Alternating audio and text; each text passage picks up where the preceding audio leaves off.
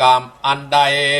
บาปยิ่งกว่าบาปตั้งหลายแม้นจักกาดตำบุญเต้าใดก็แก้บัดใดกรรมอันให้มากนักอโขเป็นกรรมปรรูปบาปใหญ่แม้นจักไผ่เตตาน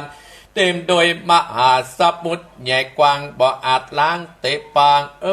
เหมือนต้นตาลจะปลูกเอาไปปลูกลงดิงเอาเก่าสิ่งขึ้นปนอากาศแม้นจักเอาน้ำเมื่อลดจุวันก็มาอาจจักเป็นได้กำไรนิหนักหนาก็ขอจักมาคัดขวางกันได้การตายแล้วก็สู่อบายบ่มีจักกลายเป็นมนุษย์เลิศคนโคเจ้าตนปุ้นใหญ่จักเก่าแก่ติดดันเจ้าดันตะเสนโพธิสัตว์เจ้าเก่าแก่ปัญหานางกิสัตนาหุแล้วไม่เต้าโลกาจิวะอนันตยกรรมอย่างพุทธเจ้าพร้อมสอดมาคืออย่าเข็นฆ่าตนพิตาบรรดากวมนาเป็นปีเลี้ยงลูกมาขึ้นใหญ่ทุกข์ให้สับมานลูกพาลาขาดนอนก็เที่ยงกัดตำบุญได้ไปดีย่อมยกตกอาวิจิตนักโลกใหญ่บ่ได้เกิดกลับมาเข็นฆ่าพิตาบรรดาเป็นคนดับจิตจนจะแดแหลดนาอาคาเขนอาระอันตาผู้เป็นดับกิเลสตายจะเขตเมืองคนก็เอาตนตกดัดเกิดบอกมีได้เกิดมา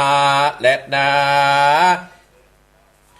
ลาบอดได้แยกย่างตกอย่างเอาปลอมมามีกรรมบอบมีแปลงใส่กรรมบัดใหญ่อึดหนีกายพัดพาดต่างการแตกเป็นหมู่เป็นสงทุกคนอย่าได้กัดตำมันเป็นบาปเหมือนจะสู่อวิจิตและนาเจ้าแก่ปัญอาจน้องตายข้ามอนตายสาธุกันและนานางก็ขาดนิ่งใจว่ามัดนาว่าตนนี้เป็นปัญญานัดนาหรือว่าเป็นหนอพุทธังกุณตังตนวิเศษได้เกิดเป็นปัญญาจะแลนางก็มีเสน่หา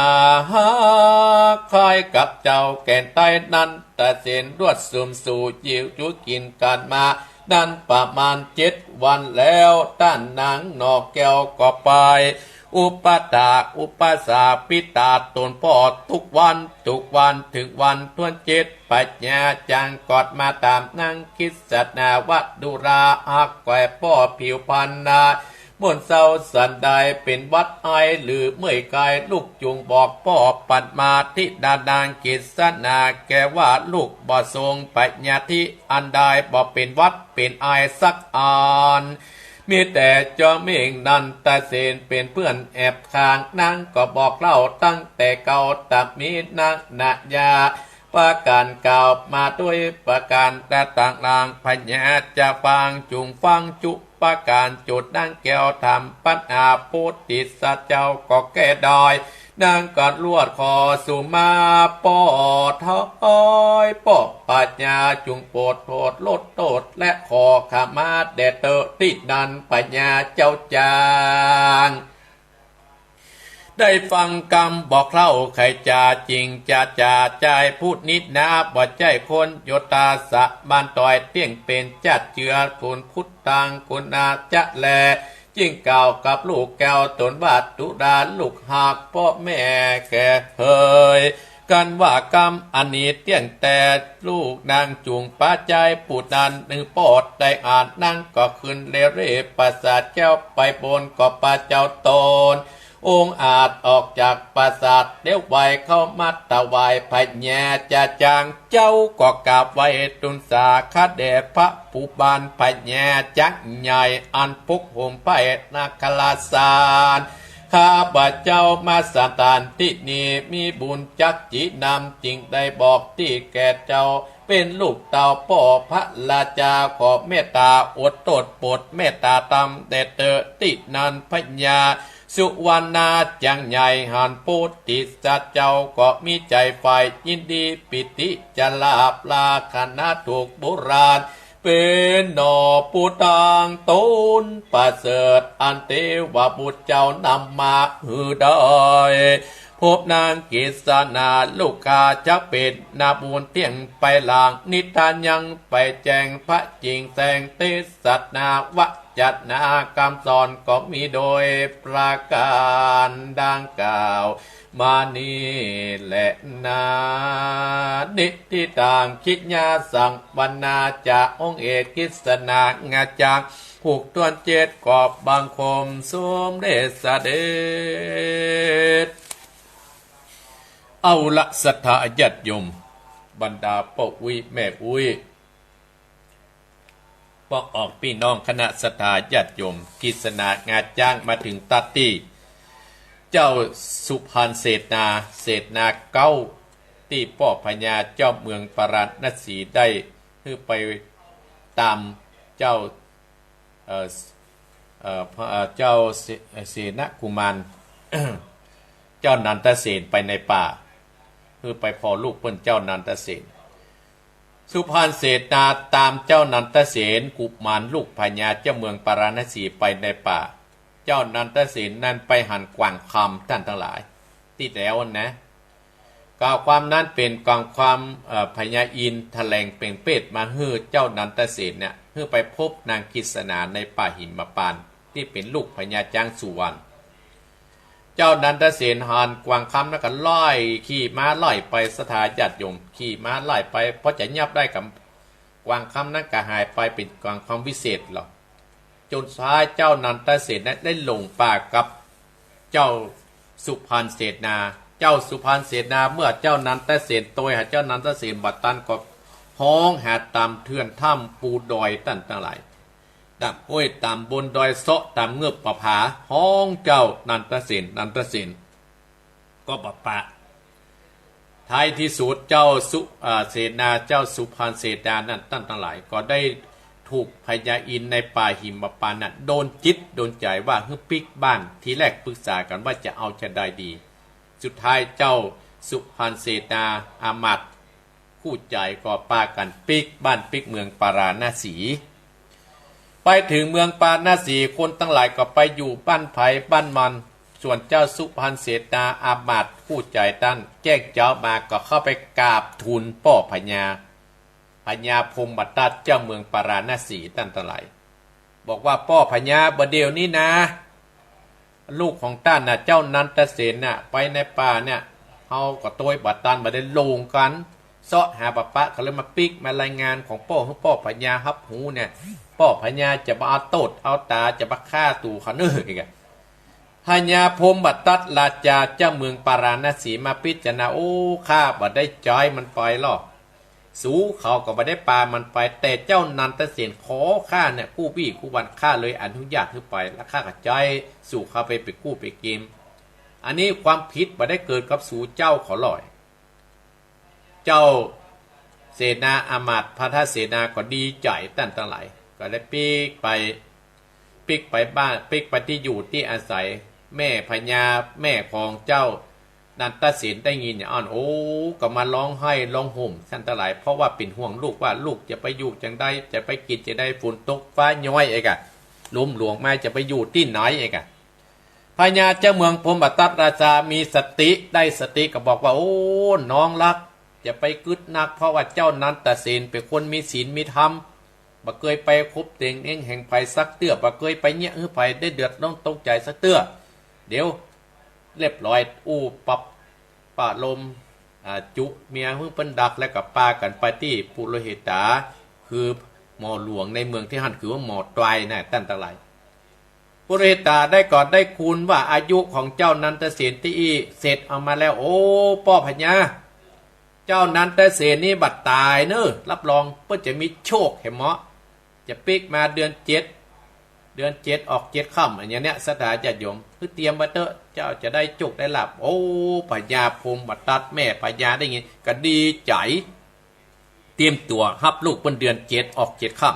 ำอันนี้แหละอาตมาภาพจักอู้ไปถึงเจ้านันทเสนที่ไปอยู่ไปนอนในปราสาทของนางกิษณาท่านทั้งหลายไปอยู่กับนางกิษณาตื่นเช้ามาด้วยความอิดอ่อนท่านทั้งหลายก็นางกิษณาก็เสาะน้ำฮื้อกินเสาะยาสีฟันฮื้อใส่น้ำช่วยหน้าฮื้อดาขันโตฮื้อแล้วก็ห้อง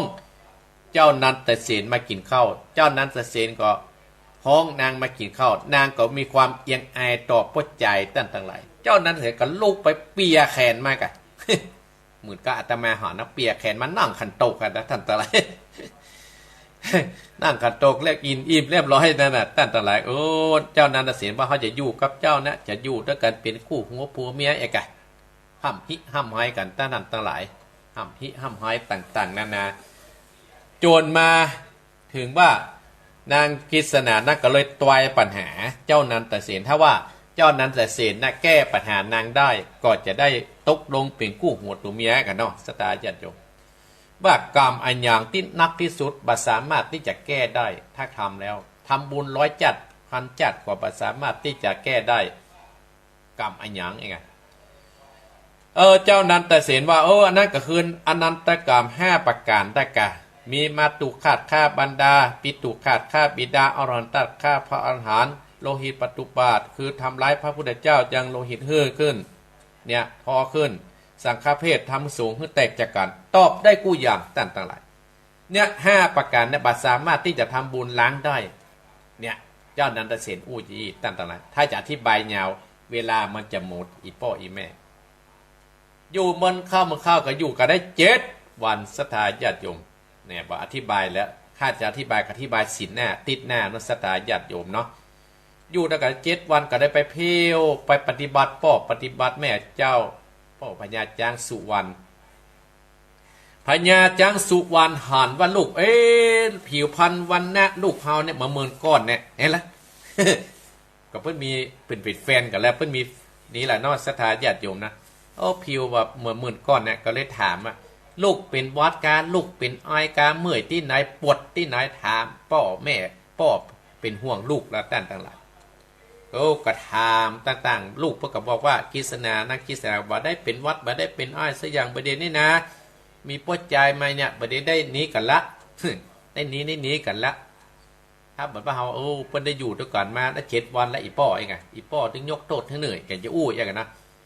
จางสุวรรณพญาจางสุวรรณเผือกก็ได้บอกว่าไปปลามันมา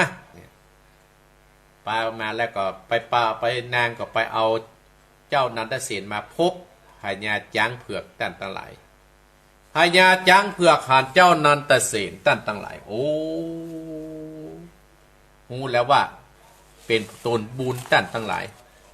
เป็นตนบุญก็เลยก็ได้ตกลงปรุงใจก็ได้อู้ธรรมะทำนี่ฮื้นเรียบร้อยศรัทธาญาติโยมได้อู้สอนได้อู้กล่าวเรียบร้อยแล้วทำเรื่องนี้ศรัทธาญาติโยมจบตัดที่นี่อาตมาภาพว่าสามารถที่จะบอกให้อีพ่ออีแม่ว่ามันจะเป็นจะได้เจ้านันทเสนกับนางกฤษณาจะได้เป็นจะได้อาตมาภาพบ่ไ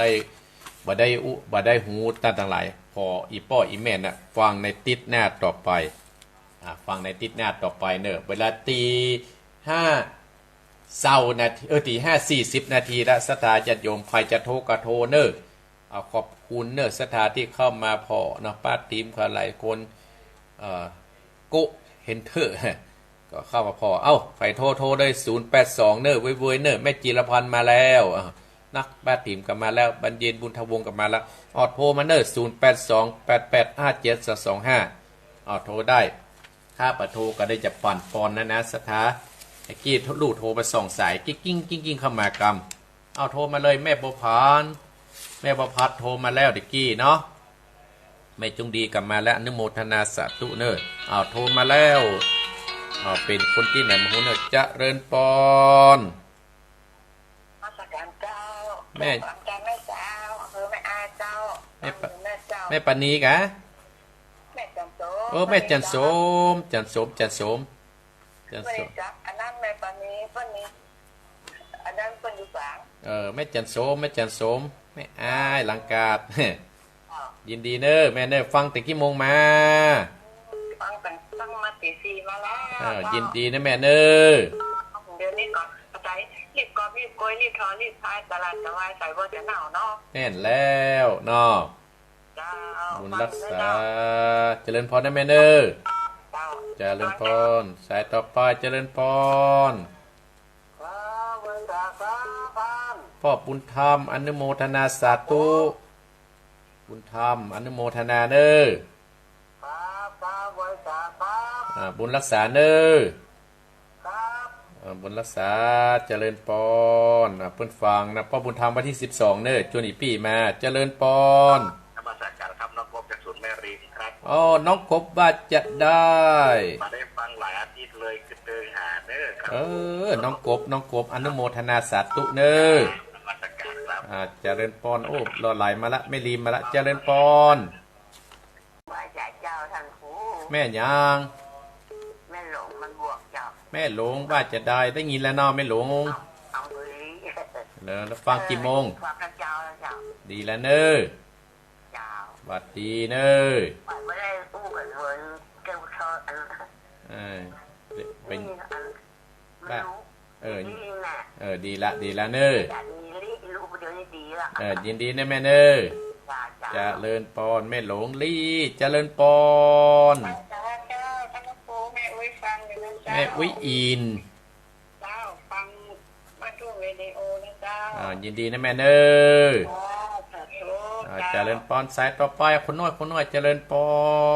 น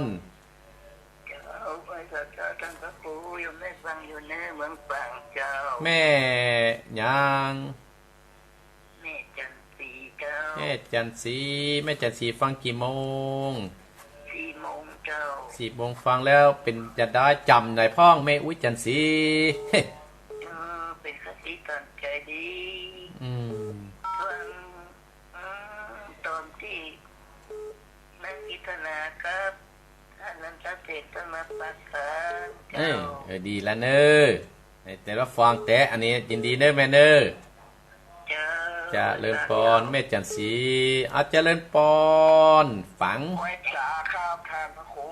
ปนันประเทศนาแดงน้อยๆเจ้านานครับปนันว่าจะได้ตามละพันเนอตั้งแต่ฟ้าถูกฟ้าโอ้ถึงเงาะถึงคือแต่เทศไปมันถึงน้ำซ้ำคำสอนจะได้ชี้แจงบอกข่าวอันชัดเจนแต่เข้าไป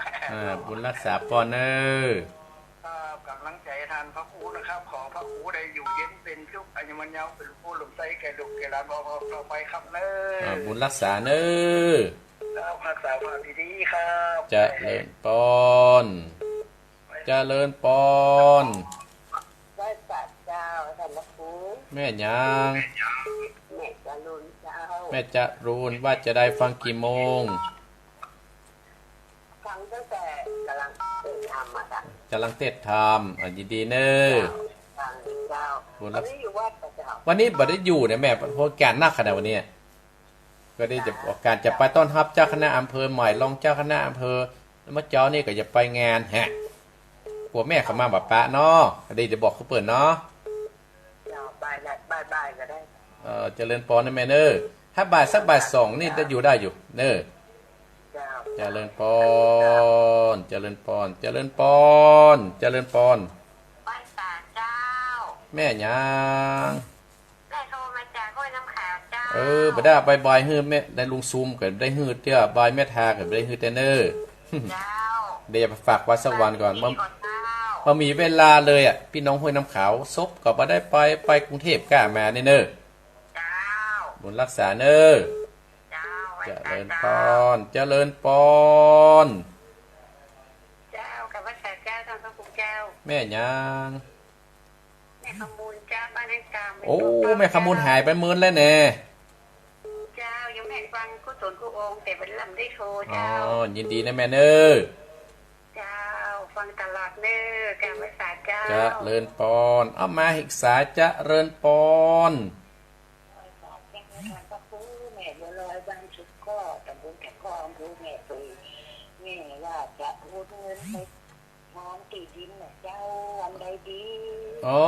ครับ